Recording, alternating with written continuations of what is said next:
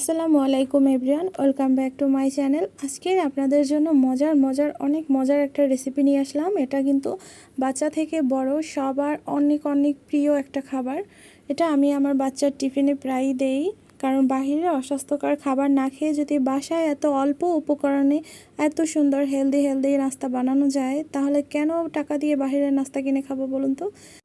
তা আমরা মূল রেসিপিতে চলে যাই। এই যে প্রথমে আমি কিছু রুই মাছ নিলাম। রুই মাছটা সেদ্ধ করে সেটা আর দেখালাম না। আর সেদ্ধ করার সময় মাছের মধ্যে আমি 2 টুকরা আদা আর যে 2 টুকরা রসুন কুচি আর সামান্য একটু লেবুর রস এটা দিয়ে এটা সেদ্ধ করে নিয়েছি, যাতে মাছের কোনো বাজে স্মেল না আসে। এখানে আমি এই যে আদা কুচি করে নিয়েছি, আর একটা ম্যাজিক মশলা 1 প্যাকেট, কাঁচামরিচ, মরিচ গুঁড়া, হলুদ গুঁড়া, লবণ, জিরা গুঁড়া, ধনিয়া গুঁড়া, আর এই যে ফিশ কাটলেটের মশলা। আর এখানে হচ্ছে 2 টেবিল চামচ পেঁয়াজ বাটা, 2 টেবিল চামচ রসুন বাটা। এটা এই যে মাছের মধ্যে দিয়ে দিব, দিয়ে ভালো করে মেখে নিব। আর এর মধ্যে আমি এই যে পেঁয়াজ বেরেস্তা করে দিব। এটা কিন্তু কাঁচা পেঁয়াজ দিলে একদম খেতে ভালো লাগবে না। আমার recipe A to Z follow করলে আপনাদের কাটলেটগুলো এভাবে একদম বাজারের মতো হবে। আর তার সাথে আমি কিছু আলু সেদ্ধ করে সেটাকে এই যে একদম মিহি করে ডলে তারপর নিলাম। আর এখানে কিছু ব্রেড ক্রাম্বসও দিয়েছি। আর এটা কিন্তু আমার হাতে বানানো, বাজার থেকে কিনে আনা না।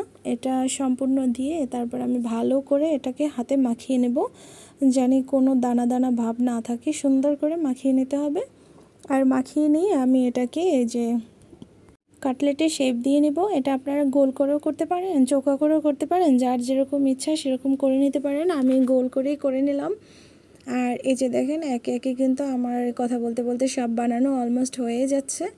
আর এই যে এটা বানিয়ে আমি তার মধ্যে করব, আর 2টে ডিম এটা একটা পাত্রে নিব, আর তার মধ্যে সামান্য একটু লবণ দিব, দিয়ে ওই যে কাটলেটগুলো এর মধ্যে একটু চুবিয়ে তারপরে এই যে ব্রেড ক্রাম্বের সাথে এটা ভালো করে এপিট ওপিট ভালো করে মাখিয়ে নেব। আর এই যে কত সুন্দর লাগতেছে দেখেন, অনেক লোভনীয় লাগতেছে। বাচ্চারা কিন্তু অনায়াসেই খাবে। অনেক বাচ্চারা আছে মাছ পছন্দ করে না, তাদেরকে কিন্তু এভাবে খাওয়ানো যায়। মাছ কিন্তু শরীরের জন্য অনেক অনেক উপকার।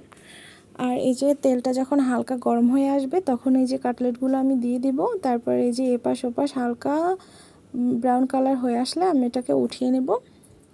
এই যে দেখতেই পাচ্ছেন কালারটা কেমন অনেক সুন্দর লাগছে না। এটা খেতেও কিন্তু অনেক অনেক মজা। যখন বাসায় বানাবেন তখনই বুঝতে পারবেন।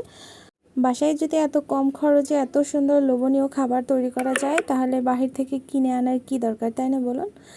আর এই যে গরম গরম খেতে এটা কিন্তু অনেক অনেক মজা ছিল, আর ঠান্ডার পরেও কিন্তু অনেক মজা ছিল।